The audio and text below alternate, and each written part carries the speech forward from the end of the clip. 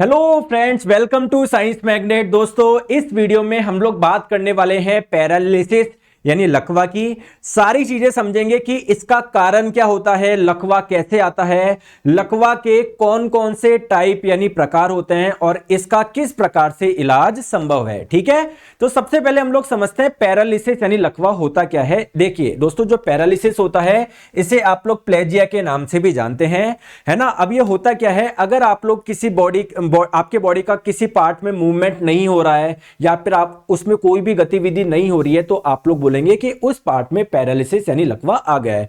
हो सकता है दोस्तों पूरी बॉडी में ही ऐसा हो जाए, यानी आपकी पूरी बॉडी में कुछ मूवमेंट नहीं हो रहा हो, तो आप लोग बोलेंगे पूरी बॉडी में क्या आ गया है, पैरालिसिस यानी लकवा आ गया है। अब पहले इसके हम लोग टाइप्स यानी प्रकार समझते हैं। देखो, सबसे पहला होता है आप लोगों का मोनोप्लेजिया। मोनोप्लेजिया आप लोगों का क्या होता है, किसी एक लिंब में जब पैरालिसिस आता है तो इसे आप लोग बोलते हैं मोनोप्लेजिया।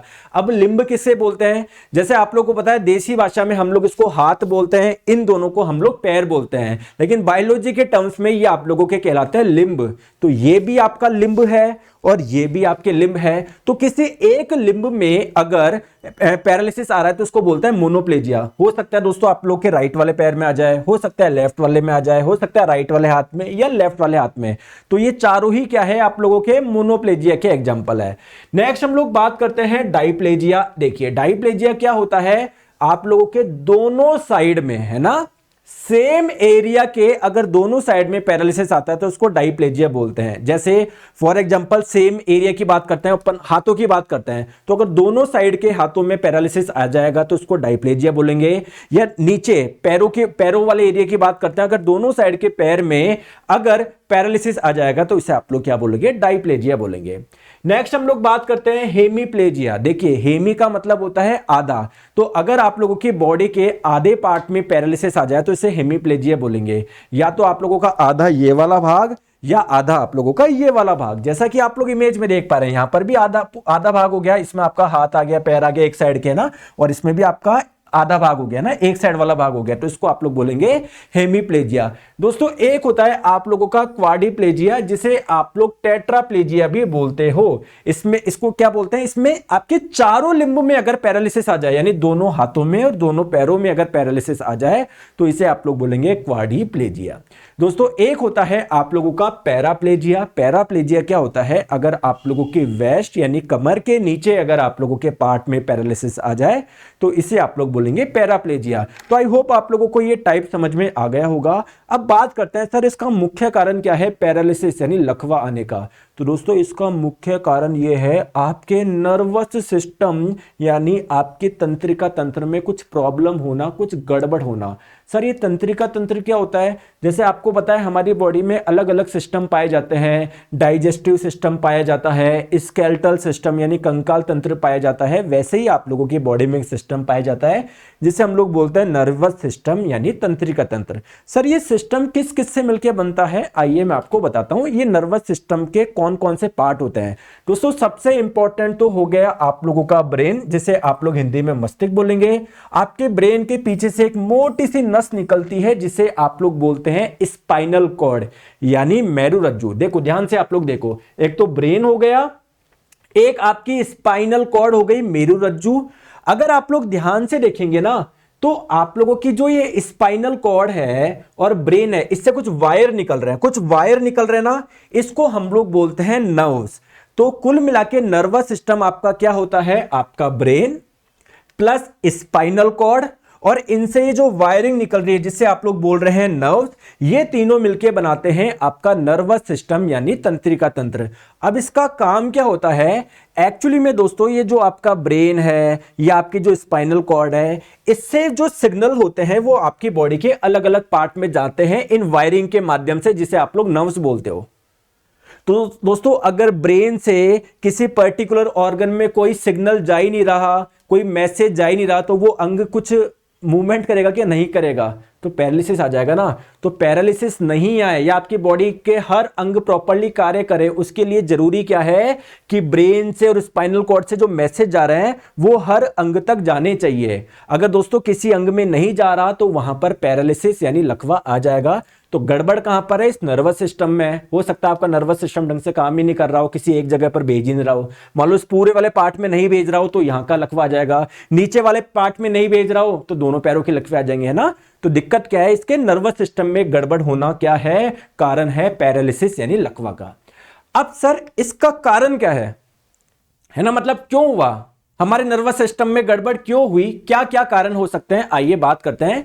सबसे पहले स्पाइनल कॉर्ड इंजरी। जैसे मान लेते हैं आप लोग गिर गए, पीठ के बल गिर गए, तो जो आपकी स्पाइनल कॉर्ड है ना, मेरुरज्जु इसको हिंदी में बोलते हैं दोस्तों, उसमें कुछ इंजरी हो जाए तो उसमें कुछ इंजरी होगी तो यार वो नर्वस सिस्टम का पार्ट है, तो पूरा का पूरा आपका नर्वस सिस्टम अफेक्ट होगा। दूसरे हम लोग बात करते हैं दोस्तों, आपको मान लेते हैं सिर में बहुत ज्यादा चोट लग गई है ना, आप लोगों को सिर में बहुत खतरनाक चोट लग गई, तो सिर के आपके इसके अंदर ही तो है ब्रेन, तो कुल मिला के आपके ब्रेन भी क्या होगा, इससे इफेक्ट होगा। तो अगर ब्रेन पे प्रभाव पड़ेगा तो कुल मिला के आपके नर्वस सिस्टम पे प्रभाव पड़ेगा, तो पैरालिसिस का खतरा है। तीसरी हम लोग बात करते हैं स्ट्रोक। दोस्तों स्ट्रोक का मतलब क्या है? जैसे आपको पता है जो ब्लड होता है वो हमारे हर अंग तक जाता है। ब्लड आपके लीवर में भी जाता है, ब्लड आपके किडनी में भी जाता है, ब्लड आपके ब्रेन में भी जाता है। और दोस्तों ब्लड का हर अंग तक पहुंचना जरूरी है, क्योंकि ब्लड अपने में ऑक्सीजन घोल के सब अंग तक लेके जाता है, अपने में पोषक तत्व घोल के सब अंग तक लेके जाता है। तो अगर मान लेते हैं ब्रेन तक जो ब्लड जा रहा था, अगर उस ब्लड सप्लाई में कुछ प्रॉब्लम हो जाएगी तो ब्रेन तक ब्लड नहीं पहुंच पाएगा, ब्रेन ढंग से कार्य नहीं कर पाएगा। इस समस्या को हम लोग बोलते हैं स्ट्रोक। तो स्ट्रोक कारण हो सकता है पैरालिसिस का। और क्या कारण हो सकता है दोस्तों? बहुत सारी डिजीज होती है, जैसे आप लोगों ने पोलियो डिजीज सुनी होगी। क्या आपको पता है पोलियो डिजीज किससे होती है? एक वायरस से होने वाला रोग है।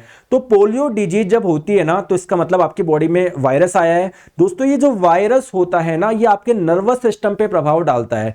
तो जिस व्यक्ति को पोलियो होता है उसमें भी दोस्तों पैरालिसिस होने के चांसेस होते हैं। ठीक है, नेक्स्ट हम लोग बात करते हैं एक और, वो कहलाता है आप लोग का डीमाइलिनेटिंग। सर ये क्या है? एक्चुअली देखो, हमारा हर अंग किससे मिलकर बना हुआ है? बहुत छोटी छोटी कोशिकाओं से मिलकर बना हुआ है। वैसे ही हमारा नर्वस सिस्टम जिन कोशिका से मिलकर बना हुआ है उनका नाम है न्यूरॉन। तो एक्चुअली ये एक न्यूरॉन की मैं फोटो आप लोगों को दिखा रहा हूं। अगर आप लोग ध्यान से देखोगे, न्यूरॉन में अंदर एक वायरिंग दिख रही होगी, इस वायरिंग के ऊपर आप लोगों को ये येलो कलर के कुछ देख पा रहे हो? आप ऐसे समझो, आपने पनीर टिक्का खाया होगा, तो पनीर टिक्का को गर्म कैसे करते हैं? पहले एक लोहे की एक वो होती है, कुछ रॉड होती है, उसके अंदर पनीर डाला जाता है। क्लियर है क्या? तो आप ऐसे समझ लो, ये एक रॉड है, इसके ऊपर पनीर के टुकड़े हैं। ये पनीर के टुकड़े क्या कर रहे हैं? इस रॉड को प्रोटेक्शन दे रहे हैं। तो दोस्तों ये जो कवरिंग है ना, ये जो पनीर के टुकड़े आप लोग जिसको बोल रहे हो, इसका टेक्निकल नेम होता है मेलिन शीथ। तो दोस्तों अगर इसमें कुछ गड़बड़ हो जाए तो न्यूरॉन आपके ढंग से काम नहीं करेंगे, न्यूरॉन ढंग से काम नहीं करेंगे, तो दोस्तों सारे न्यूरॉन्स मिलके तो आपका नर्वस सिस्टम बना रहे हैं, तो आपका नर्वस सिस्टम भी कुछ कार्य ढंग से कार्य नहीं कर पाएगा, जिसकी वजह से आप लोगों को पैरालिसिस हो सकता है। तो समय के साथ में क्या होता है, इसमें थोड़ा सा कुछ फॉल्ट आ जाता है, इसमें थोड़ा सा कुछ डैमेज हो जाता है ये, तो ये भी आप लोगों का पैरालिसिस का कारण बन सकता है। क्लियर है क्या? अब ऐसी कौन कौन सी आदतें हैं या ऐसी कौन कौन सी चीजें हैं जिसकी वजह से पैरालिसिस का खतरा बढ़ जाता है? सबसे इंपॉर्टेंट चीज, हाई ब्लड प्रेशर। दोस्तों अगर ब्लड प्रेशर बहुत ज्यादा होगा तो ब्लड आपके हर अंग में बहुत तेजी से जाएगा, बहुत तेजी से जाएगा। तो दोस्तों हो सकता है कि आप लोगों का, जैसे मान लेते हैं ये नली है जिनमें से क्या फ्लो हो रहा है? ब्लड फ्लो हो रहा है। तो दोस्तों ब्लड तेज फ्लो होने की वजह से कहीं पर मान लो इकट्ठा हो जाए, है ना, ब्लड का क्लॉट बन जाए, तो दोस्तों अगर रक्त का थक्का बन जाएगा तो दोस्तों स्ट्रोक आ जाएगा ना। मतलब मान लो ब्लड जो ब्रेन में जा रहा है वहां पर कहीं पर क्लॉट हो गया तो ब्रेन तक नहीं जा पा रहा, जिसकी वजह से आप लोगों को पैरालिसिस आ सकता है। और मैं आप लोगों को बताऊं दोस्तों, हाई ब्लड कोलेस्ट्रॉल। जैसा कि आप लोगों को पता है जो फैट वाली चीजें आप लोग खाते हो ना, उनमें कोलेस्ट्रॉल की मात्रा बहुत ज्यादा होती है। तो ये कोलेस्ट्रॉल क्या होता है? ब्लड जिन नलिकाओं से फ्लो होता है ना, उसमें कोलेस्ट्रॉल क्या हो जाता है? जमा हो जाता है, जिसकी वजह से ब्लड प्रॉपर्ली फ्लो नहीं कर पाता, वहां पर क्लॉट बनने के चांसेस होते हैं। तो ये भी आप लोगों का पैरालिसिस का खतरा क्रिएट कर सकता है। ठीक है, नेक्स्ट हम लोग बात करते हैं डायबिटीज। टाइप 1 टाइप 2 डायबिटीज अगर बहुत ज्यादा मात्रा में हो जाए तो दोस्तों ये भी आप लोग का कहीं ना कहीं पैरालिसिस का खतरा बन सकता है। ठीक है, नेक्स्ट हम लोग बात करते हैं स्मोकिंग, क्योंकि दोस्तों जो व्यक्ति ज्यादा स्मोक करता है, ज्यादा धूम्रपान करता है, उसकी बॉडी में भी ब्लड का क्लॉट होने की संभावना ज्यादा हो जाती है। तो अगर दोस्तों ब्लड कहीं पर जम गया तो ब्रेन तक, है ना, blood flow to the brain, जो ब्लड फ्लो होने वाला था ब्रेन तक वो प्रॉपर्ली नहीं हो पाएगा, जिसकी वजह से आपके ब्रेन तक ब्लड नहीं पहुंचेगा, ब्रेन काम नहीं करेगा, नर्वस सिस्टम में गड़बड़, और ये क्या बनेगा, आप लोगों का पैरालिसिस, लकवा का कारण बनेगा। ठीक है सर, इसके ट्रीटमेंट क्या क्या पॉसिबल है? देखो, एक तो फिजिकल थेरेपी है ना, मतलब कुछ एक्सरसाइज वगैरह से आप लोग ऐसे समझ सकते हो।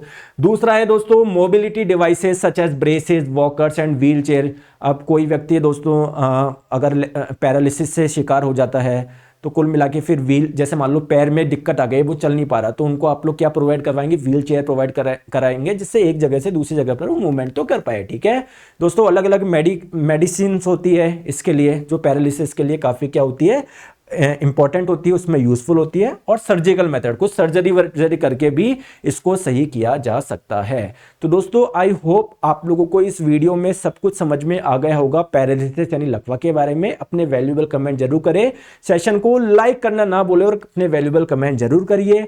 अगर आप लोग किसी भी गवर्नमेंट एग्जाम की तैयारी कर रहे हैं तो साइंस का complete batch science magnet app पे अवेलेबल है, जहां पर साइंस के चारों part physics, chemistry, biology, environment आपको मैं करवा रहा हूं मात्र 799 रुपए में। यहां पर आपको टेस्ट सीरीज मिलेगी, 1 साल की वैलिडिटी है, कंटेंट का आप लोग लेवल देख सकते हो, बाइलैंग्वेज होगा, इंग्लिश हिंदी, कोई दिक्कत आप लोगों को नहीं आएगी। बहुत शानदार तरीके से ज्वाइन कैसे करना है, प्ले स्टोर पे जाइए, साइंस मैग्नेट ऐप इंस्टॉल करिए, इसके कोर्स वाले सेक्शन में जाओगे तो ऐप पर खुल जाएगा course general science for all government exam, और उसमें जाके बाय नाउ आप लोग कर लीजिए। थैंक यू सो मच, अपना ध्यान रखिए, चैनल को सब्सक्राइब करना ना भूलें। Thank you so much.